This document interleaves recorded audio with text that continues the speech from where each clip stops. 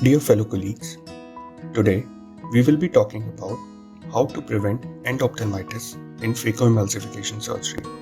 The key to preventing endophthalmitis is that periocular area and conjunctival sac should be free of microorganisms at the time of the surgery, and no organism should enter the eye during or after the operation. Let's start with the preoperative measures.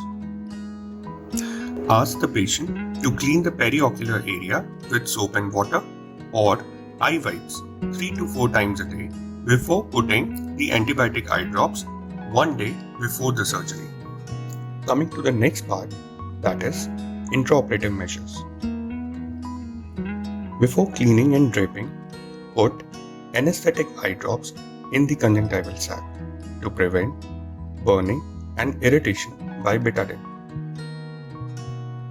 Now instill betadine eye drops into the conjunctival sac and clean the periocular area with betadine soaked gauze piece and wait for 3 minutes before draping. Now we prepare the patient for draping. We should drape in such a way that there are no eyelashes protruding out from the drape margins during the surgery. To make sure of that, apply the steri strips to open the palpebral fissure by slightly everting the lids. 2 to 3 steri strips are applied on the upper eyelid and 1 on the lower eyelid. This presses the eyelashes onto the skin and everts the lid. Now apply the steri drape, cut it, and put a wire speculum in such a way that eyelashes and lid margins are well covered, particularly on the temporal side. Now I'll show you how to properly and thoroughly do a betadine wash. Take 2 sets of 2 swab sticks soaked in betadine. Now scrub and wash the conjunctival sac thoroughly with 10 to 20 ml of ringer lactate.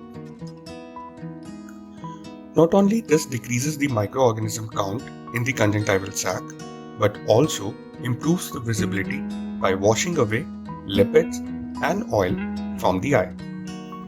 The next important step is to seal the wound. When we are operating, the eye is being thoroughly washed and therefore the concentration of microorganisms is very low. And even if a few microorganisms enter in the eye, they will be taken care of by 0.1 ml intracameral antibiotic. But post-operatively, the conjunctival sac is full of bacterial commensals. On closure of the eyelids after the surgery, the fluid escapes from the anterior chamber if the wound is leaky.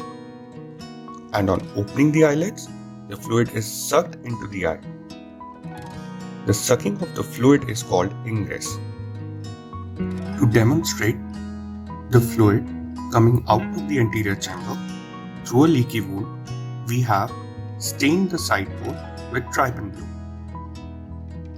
Here, in this image, we can see the egress of fluid from the anterior chamber through a leaky wound. Always remember, do not leave a leaky wound with a soft eye.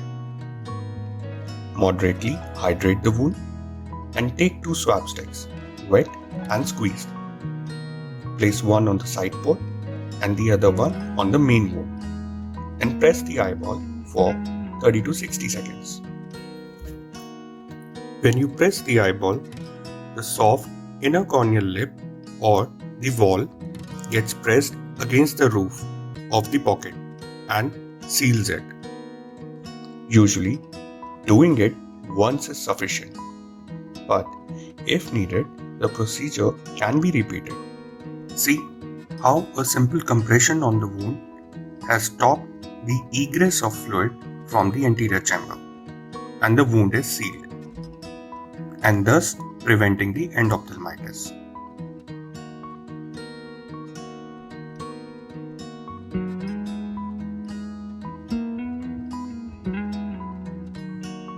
Thank you very much for watching and please like and subscribe our channel.